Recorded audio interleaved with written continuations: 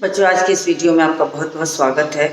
मैं आपको व्याकरण की पुनरावृत्ति करा रही हूँ, जिसमें मैंने आपको व्याकरण कराने के लिए क्रिया प्रारंभ किया है और क्रिया की परिभाषा, उसके भेद, उसकी पहचान मैंने इसके पहले की वीडियो में बताई है। क्रिया के भेदों में मैंने सकर्मक क्रिया और अकर्मक क्रिया दोनों आपको बताया है और मुझे उम्मीद है कि आपने उस वीडियो को देखा होगा तो आपको अच्छी तरह से समझ में आया होगा।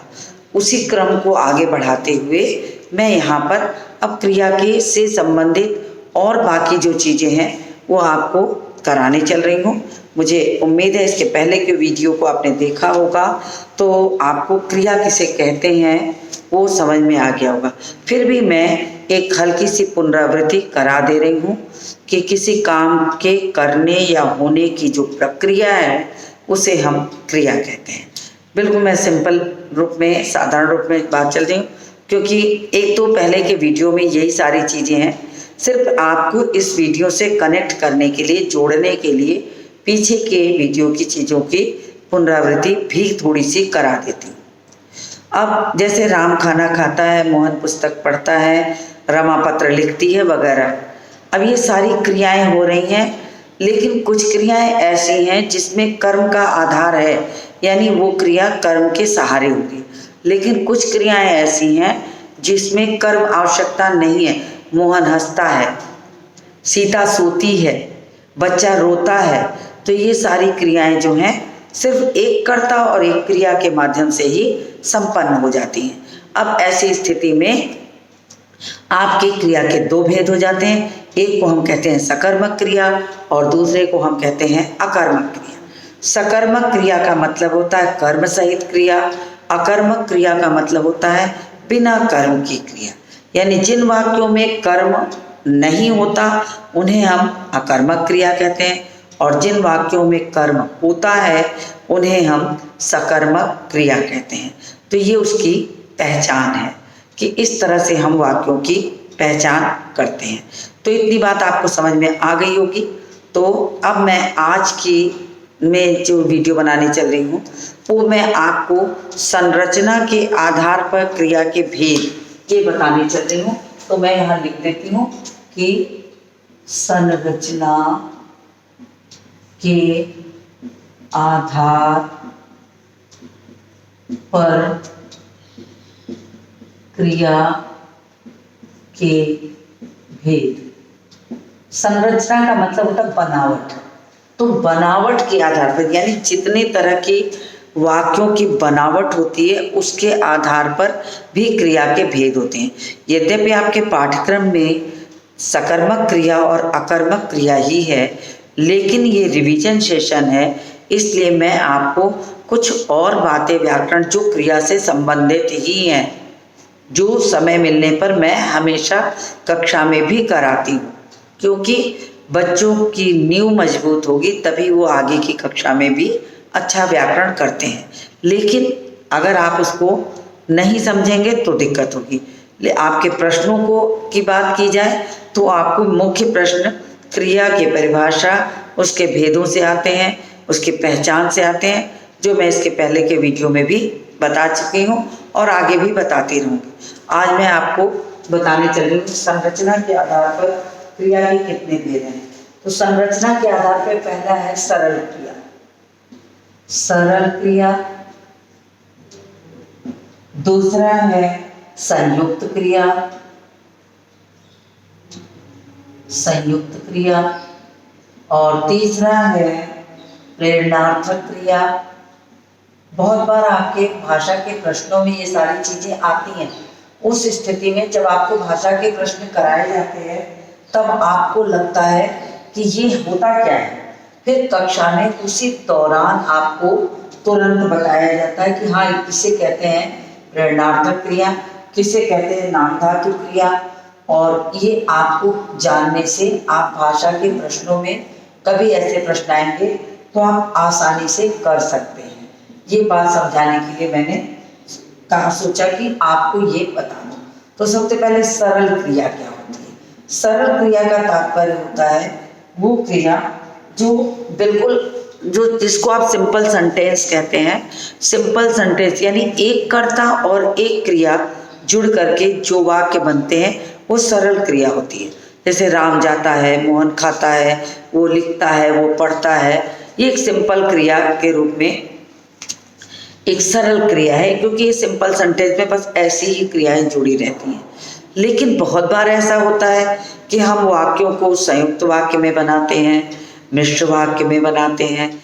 बहुत बार हमें किसी क्रिया को पूर्ण नहीं करना पड़ता, फिर उसके आगे भी एक क्रिया जोड़ते हैं। सरल वाक्य का तात्पर्य होता है कि एक कर्ता और एक क्रिया, राम जाता है, तो इसको जो कि हम जब से सबसे छोटे जब बच्चे होते हैं क्लास 3 में, कक्षा 3 के विद्यार्थी को हम ये सिखाते हैं एक कर्ता और एक क्रिया लगा करके वाक्य कैसे बन जाते हैं, तो इसी को हम सरल वाक्य कहते हैं। तो सरल वाक्य का मतलब हो गया एक कर्ता और एक क्रिया से, एक कर्ता और एक क्रिया से वाक्य जो बन जाए, एक क्रिया से बनने वाले वाक्य सर जैसे राम जाता है, मोहन खाता है, ये सारे जो है सीता पढ़ती है। तो इस तरीके से जो वाक्य होते हैं वो जो होते हैं एक सरल वाक्य में बनते हैं। तो इतना सिंपल है। अब आ गया संयुक्त वाक्य, संयुक्त वाक्य, संयुक्त क्रिया।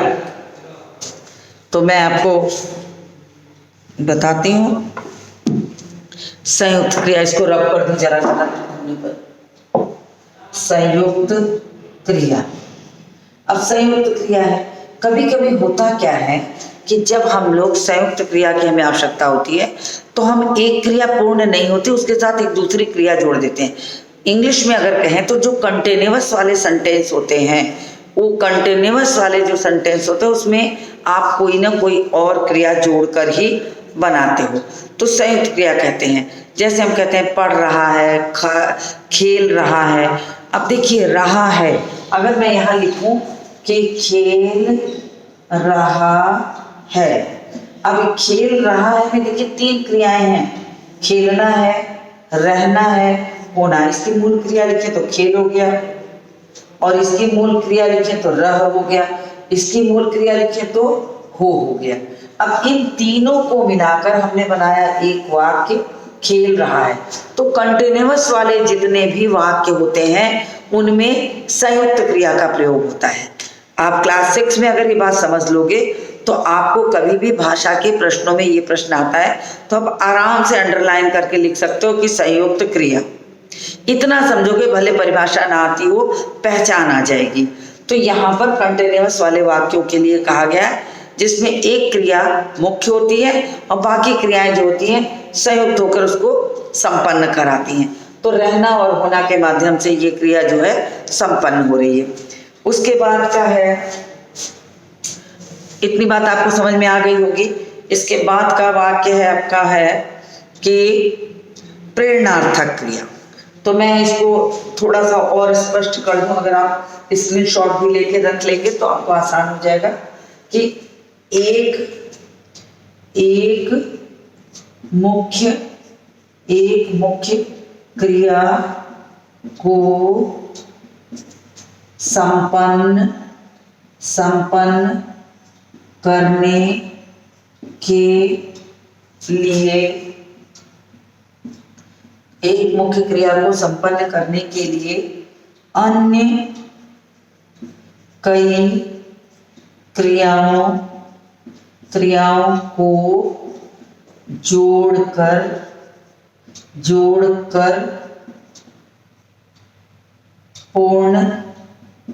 पूर्ण किया जाता है। जैसे जो मैंने अभी आपको समझाया था वो मैंने लिख दिया इसलिए कि आपको कंफ्यूजन ना हो। तो जितने भी कंटिन्यूअस वाले वाक्य होते हैं वो ऐसे, तो एक क्रिया को पूर्ण मुख्य खेलने की क्रिया को करने के लिए कंटिन्यूअस के वाक्य में हमको रहना भी लगाना पड़ा, होना भी लगाना पड़ा। तो इसका स्क्रीनशॉट ले लीजिए, फिर मैं आगे आपको बताऊं। आप इसका स्क्रीनशॉट लीजिए। असंभवतः आपने इसका स्क्रीनशॉट ले लिया होगा, तो मैं इसको रब करती हूँ और फिर मैं आगे की इतना ही रब कर देती हूँ, क्योंकि ऊपर लिखा रहेगा तो आपको आसान होगा और देखने में कि हम कौन सा आपको समझा रहे हैं। इसके बाद आ गया प्रेरणार्थक क्रिया। देखिए अगला वाक्य है प्रेरणार्थक क्रिया। आपने नाम तो सुना होगा बच्चों, क्योंकि जैसा कि ये शब्द है प्रेरणार्थक क्रिया, इसमें होता क्या है कि कोई भी क्रिया को हम खुद नहीं करते, हम किसी से करवाते हैं। जैसे आप कक्षा में बैठे हों तो हम आपसे पुस्तक पढ़वाएं, तो ये प्रेरणार्थक क्रिया हो। अगर मैं इस बात को एक वाक्य में मुझे लिखना है तो मैं क्या लिखूंगी? अध्यापक छात्र से पुस्तक पढ़वाता है। ये पढ़वाता है कहना ही इस क्रिया की प्रेरणार्थक क्रिया हो जाएगी। ये आपके ध्यान में होना चाहिए। तो प्रेरणार्थक क्रिया स्वयं नहीं की जाती, बल्कि प्रेरणा देकर दूसरे से करवाई जाती है, उसे हम कहते हैं प्रेरणार्थक क्रिया। हम खुद नहीं कर रहे हैं, हमने पीछे से समझाया, बुझाया या ऑर्डर किया, या हमने ऑर्डर किया और ऑर्डर करके आदेश करके कि ये काम करो, तो हम उस काम को करवाते हैं। जब हम किसी काम को करवाते हैं तो वो प्रेरणार्थक क्रिया हो जाती है। तो आपके लिए बहुत आसान है, अगर आप शब्द से इसकी क्रिया निकालना चाहें तो आप कह सकते हैं जो भी क्रिया किसी को प्रेरणा देकर करवाई जाए उसे हम प्रेरणार्थक क्रिया कहते हैं। तो देखिए मैं यहाँ लिख देती हूँ कि जब किसी भी क्रिया को प्रेरणा देकर करवाई जाए तो उसे प्रेरणार्थक क्रिया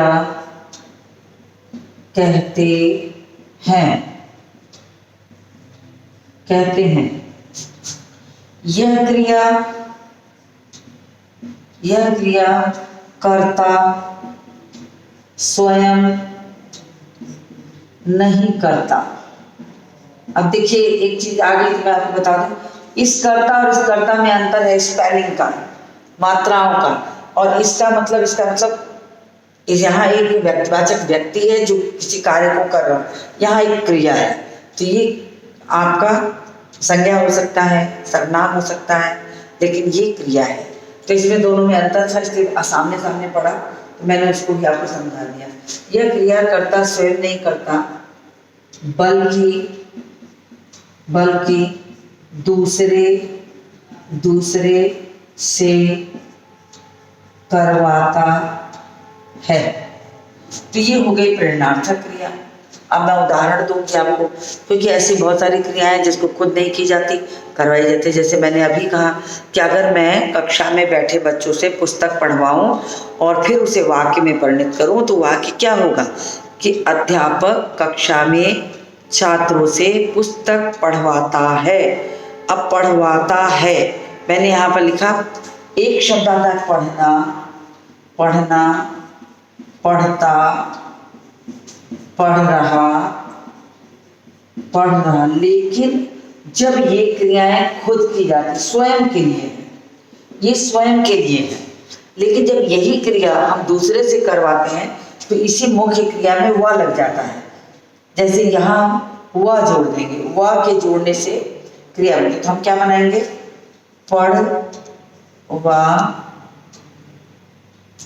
पढ़वाता, चलवाता,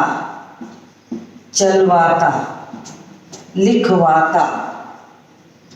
तो देखिए मुख्य क्रिया में वह जो होता है ये प्रेरणा है, ये प्रेरणार्थक क्रिया की पहचान है।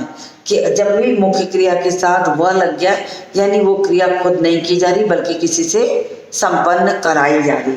तो इस क्रिया को कभी कभी आपको ऐसे प्रश्न भी आते हैं कि क्रिया दे दी गई और लिख दिया गया कि आप इसे प्रेरणार्थक क्रिया में परिवर्तित करें। अब आपकी मुख्य क्रिया है यहाँ पर, मान लीजिए यहाँ पर मुख्य क्रिया है पढ़ना, पढ़ना, और आपको लिखा है प्रश्न है कि प्रेरणार्थक क्रिया में परिवर्तित करें। तो हम क्या लिखेंगे? पढ़वाना, पढ़वाना। लिखना है, लिखना, तो हम इसको क्या लिखेंगे? लिखवाना। तो कभी कभी आपको ऐसे प्रश्न भी आते हैं कि आप क्रिया को प्रेरणार्थक क्रिया में परिवर्तित करें। तो ऐसी स्थिति में आपको ये प्रश्न आना चाहिए, क्योंकि मैंने आपको क्रिया की संरचना के आधार पर क्रिया के भेद भी साथ ही इसीलिए पढ़ाया कि कभी आपको कोई शब्द प्रेरणार्थक क्रिया में परिवर्तित करने को आए तो आप आसानी से कर सकते हैं। तो ये हो गया। अब मैं इसे उदाहरण लेती हूँ, जैसे जैसे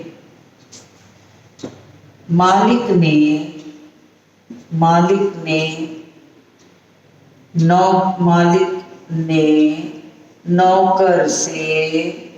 नौकर से चाय बनवाया। देखिए, अब ये प्रेरणार्थक हुआ कि यहाँ मालिक खुद काम नहीं कर रहा है, नौकर के माध्यम से क्रिया संपन्न हो रही, इसलिए यहाँ पर ये प्रेरणार्थक क्रिया हो गई, प्रेरणार्थक। फिर दूसरा हो गया कि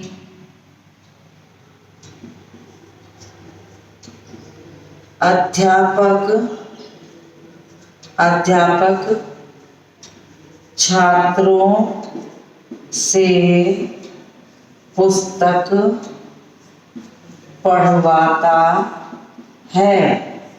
अब ये भी कार्य अध्यापक खुद नहीं कर रहा है, बल्कि किससे करवा रहा है? छात्रों को प्रेरणा दे के करवा रहा है। अब ऐसे में आपका जो वाक्य है वो प्रेरणार्थक क्रिया से जुड़कर बना है, इसलिए इसे प्रेरणार्थक क्रिया कहते हैं।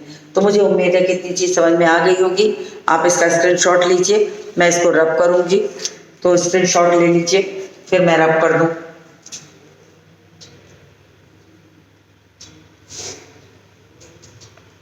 हालांकि प्रेरणार्थक क्रिया में प्रथम प्रेरणार्थक और द्वितीय प्रेरणार्थक दोनों होता है। तो प्रथम प्रेरणार्थक और लेकिन वो थोड़ा आपके स्तर से बड़ी चीजें हो गई। अब लेकिन मैं ओरली आपको समझा देती हूँ, आपको ज्यादा जानने की जरूरत नहीं है। इसके भी दो भेद हो जाते हैं, एक होता है प्रथम प्रेरणार्थक, क्योंकि मैंने प्रेरणार्थक, और दूसरा होता है द्वितीय प्रेरणार्थक।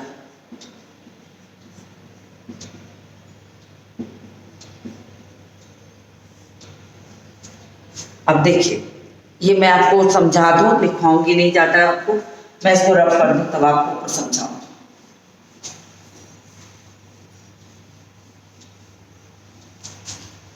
प्रथम प्रेरणार्थक क्या है?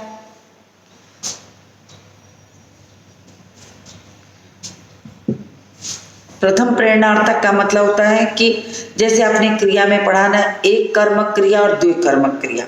मैंने सकर्मक क्रिया का भेद जब आपको पढ़ाया था तो ये चीज समझाई थी कि सकर्मक क्रिया दो तरह की होती है, एक कर्मक क्रिया और द्विकर्मक क्रिया। सकर्मक क्रिया वास्तव में जो होती है वो अपने में एक कर्मक क्रिया ही होती है, चाहे आप उसे सकर्मक क्रिया कह दें या उसे एक कर्मक क्रिया कहें। लेकिन जब वो क्रिया के एक वाक्य में दो कर्म एक साथ आ जाएं तो द्विकर्मक हो जाती है। राम ने मोहन को पुस्तक दी, जब हम ये कहेंगे राम ने मोहन को पुस्तक दी तो मोहन भी हमारा कर्म हो जाएगा और पुस्तक भी हमारा कर्म हो जाएगा, और ऐसी स्थिति में वो द्विकर्मक क्रिया हो जाएगी। प्रेरणार्थक क्रिया भी जो है ऐसी ही होती है, जिसमें एक व्यक्ति को प्रेरणा देकर कार्य कराया गया तो वो एक प्रेरणार्थक हो जाए, प्रथम प्रेरणार्थक। लेकिन जब हम किसी दूसरे से कहकर कोई तीसरा कार्य कराएं, यानी दो प्रेरणा देने वाले लोग, जैसे मैंने यहाँ लिखा था कि छात्रों से पुस्तक पढ़वाया, तो यहाँ पर जो दो तरह से हो गया, तो आप जैसे इसका वाक्य हो गया, गीता बिल्ली को दूध पिलाती है या पिलवाती है। तो अब ये तो प्रथम प्रेरणार्थक हो गया क्योंकि बिल्ली को दूध पिलाती है। लेकिन अगर यहाँ वाक्य लिखा रहे गीता नौकर से बिल्ली को दूध पिलवाती है, ये द्वितीय प्रेरणार्थक हो जाएगा। तो थोड़ा एक्स्ट्रा जा रहे थे इसलिए मैंने संक्षेप में बिल्कुल इसको बताया है कि प्रेरणार्थक क्रिया भी दो प्रकार की होती है, प्रथम प्रेरणार्थक, द्वितीय प्रेरणा। पहली बार एक व्यक्ति से प्रेरणा देकर कार्य कराया गया हो तो प्रथम प्रेरणार्थक हुआ, और किसी दूसरे व्यक्ति से प्रेरणा देकर कोई तीसरे व्यक्ति को कार्य कराया जाए तो वहाँ पर जो है वो द्वितीय प्रेरणार्थक हो जाएगा। तो ये भी आपके जानने की चीज़ थी, तो मैंने इसको बहुत संक्षेप में इसीलिए बताया कि आपके मतलब कि उतनी चीज़ें नहीं हैं। प्रथम प्रेरणार्थक, द्वितीय प्रेरणार्थक, लेकिन कक्षा 7 में होते तो आपको बनाए। लेकिन मैं आपको क्रिया के प्रथम प्रेरणार्थक और द्वितीय प्रेरणार्थक रूप समझा देती हूँ लिख करके, तो आपको आसानी से समझ में आ जाएगा। मैं इसको रफ कर देती हूँ। अब आपका क्या आ गया कि कैसे मूल क्रिया को प्रथम प्रेरणार्थक और द्वितीय प्रेरणार्थक में बदला जाता है। तो ये हो गया मूल क्रिया, फिर हो गया क्या प्रथम प्रेरणार्थक,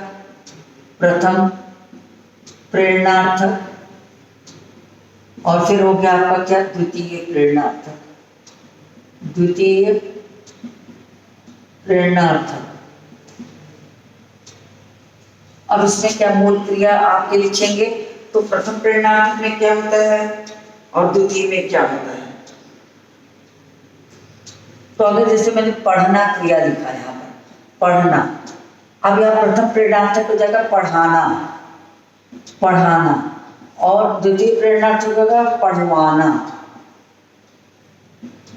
अब मुख्य रूप से जो ये द्वितीय प्रेरणार्थक है यही आपका प्रेरणार्थक क्रिया हुई। जो द्वितीय प्रेरणार्थक हम यहाँ लिख रहे हैं ये आपकी वास्तव में प्रेरणार्थक क्रिया है।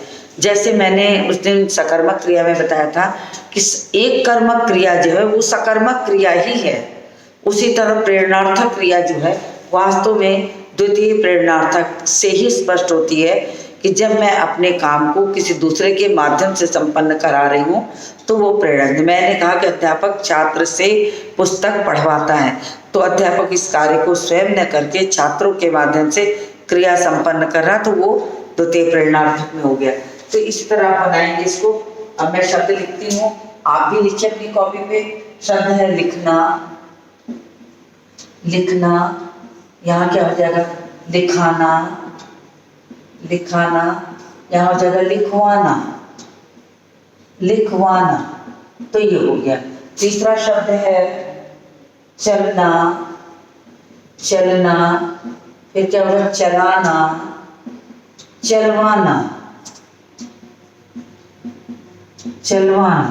फिर चौथा शब्द है धुलना,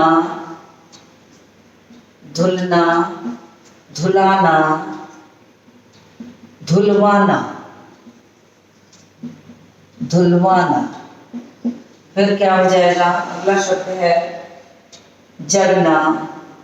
पहले मैं शब्द ही लिख देती हूँ, जगना, सोना, तब तक आप करिए भी साथ साथ। फिर हटना,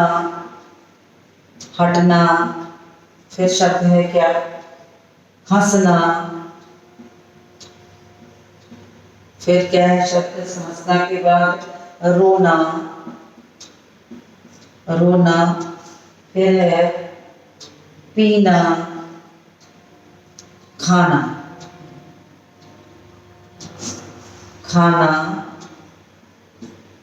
तो 10 शब्द पहले कर देती हूँ, तब तक आपको समझ में आ जाएगा, तो आप खुद से करने लगेंगे। देखिए, अब जगना है तो यानी प्रथम प्रेरणार्थक में आपको आ की मात्रा लगानी है और द्वितीय प्रेरणार्थक में आपको व लगाकर आ की मात्रा लगानी है। तो इस तरह से आप बनाना सीखेंगे तो आपको आ जाएगा। फिर जगना से जगाना, यहाँ क्या हो जाएगा जगवाना।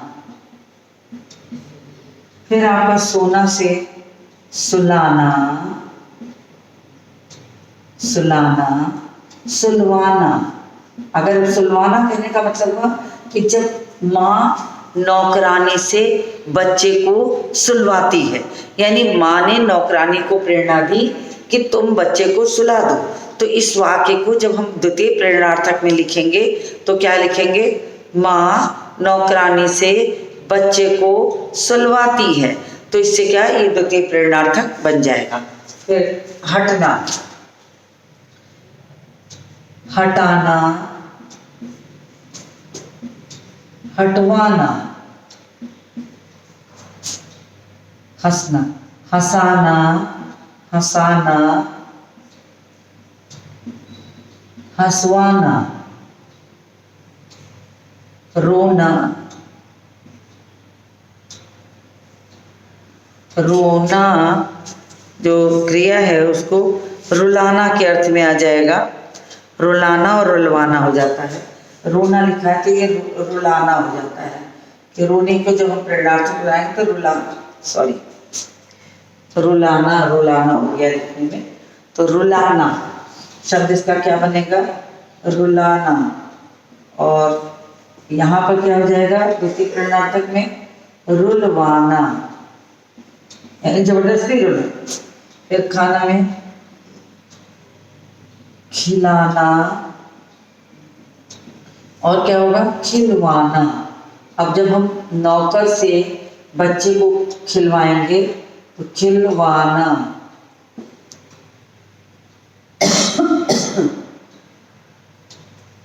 खिलवाना हो जाएगा।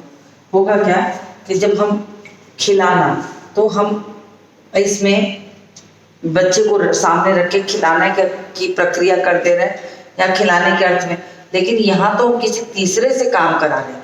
तो मुख्य प्रेरणार्थक यही क्रिया होती है जिससे आपको ये स्पष्ट होता है कि वास्तव में ये प्रेरणार्थक क्रिया है। तो इतनी बात आपको समझ में आई होगी। इसको कंटिन्यू करूँ तो आप इसका स्क्रीनशॉट लीजिए, फिर मैं कुछ शब्द और लिखूंगी। तो स्क्रीनशॉट ले लिए होंगे आप, मुझे उम्मीद है। मैं रब करती हूँ तो इसको रब कर देती हूँ। और बस आपको कभी भी प्रेरणार्थक क्रिया में परिवर्तित करें तो आपको अगर नहीं आता तो आप उस मुख्य क्रिया के साथ हुआ लगाकर उस क्रिया को अगर लिख देते हैं तो वो प्रेरणार्थक बन जाएगी। आपको प्रथम प्रेरणार्थक और द्वितीय प्रेरणार्थक अलग से नहीं कहा गया है, तो आप द्वितीय प्रेरणार्थक ही बनाएं, तो इसलिए आपको याद रहेगा। फिर लगना, जाना, कहना और देना, 4 शब्द और करा देती हूँ। लगना, लगना, जाना, लगना, जाना, कहना, कहना और देना। अब इसको क्या करेंगे? प्रथम प्रेरणार्थक में क्या हो जाएगा? सिर्फ आ की मात्रा लगाना है तो लगवाना। द्वितीय प्रेरणार्थक में गए तो वह लग जाएगा लगवाना। और ज में हो जाएगा क्या? ज में ये हो जाएगा। अब जाना को तो हम प्रथम प्रेरणार्थक भेजना कहते हैं। भेजने के, जाना को तो हम जनवाना नहीं कह सकते। जनवाना और भेजना में अलग अर्थ आता है। तो जाना शब्द जो गो, जीव को या गम धातु हिंदी का संस्कृत का है, उसका अर्थ मतलब जा होता है। जा इसके मूल धातु है, लेकिन जब इसको प्रथम प्रेरणार्थक में बदलेंगे तो जा का भेजने के अर्थ में हो जाएगा कि हम किसी को भेज रहे हैं। तो इस शब्द को हमेशा परिवर्तित करके ही लिखा जाता है। अगर जाना को प्रथम प्रेरणार्थक में भेजना तो भेजना हो जाएगा, ना कि जनाना हो जाएगा। जनाना का मतलब तो पता चलने के अर्थ में है। तो इसलिए शब्द पर बहुत ध्यान दीजिएगा कि कैसे इसको हो जाएगा भेजना। फिर यहाँ जो द्वितीय प्रेरणार्थक में तो हो जाएगा भिजवाना, भिजवाना, भेजवाना। तो यहाँ तो स्पष्ट है, लेकिन जाना से भेजना होगा, ये आपको अच्छे से आना चाहिए। फिर कहना शब्द है तो कहने का कहाना, कहलवाना, कहलवाना। अब ये कहलवाना स्पष्ट दे रहा है कि दूसरे के अर्थ से ही कहलवाया जा रहा है। ये खुद के लिए नहीं कहा गया है बल्कि दूसरे से तो कहलवाना तो स्पष्ट है, लेकिन इसकी बात को समझ लीजिए। कहाना, यानी कि आप इसको कहाना नहीं समझ पाएंगे, इसको भी कहलाना कर दीजिए। तो इसको कहलाना अगर कर देंगे तो आसानी से समझ में आ जाएगा। देखिए कहलाना कर देते हैं इसको और उसको कहलवाना हो गया। तो इससे आपको दोनों प्रथम प्रेरणार्थक और द्वितीय प्रेरणार्थक भी जो है वो समझ में आ जाएगा। अब शब्द आया है देना, तो इसको हम कहेंगे दिलाना, दिलाना, और इसको यहाँ लिख सकते हैं दिलवाना। अब किसी से दूसरे को कोई चीज दिलवाई जाए तो उसको हम दिलवाना कहते हैं। इसकी पहचान बहुत आसान है, बस आप ये करिएगा कि प्रथम प्रेरणार्थक में आ की मात्रा बढ़ाइए और द्वितीय प्रेरणार्थक में आ वाह बढ़ा दीजिए, तो ये शब्द तैयार हो जाएगा। तो आज मैं यहीं तक आपको पढ़ा पाई हूँ, तो आप इसको ध्यान से स्क्रीनशॉट ले लीजिए। अगले वीडियो में मिलूंगी तो बाकी चीज़ें पढ़ाऊंगी। तो उम्मीद है आपने इसका स्क्रीनशॉट ले लिया होगा। तो आज के इस वीडियो को ही समाप्त करती हूँ और मिलती हूँ आपसे अगले वीडियो में।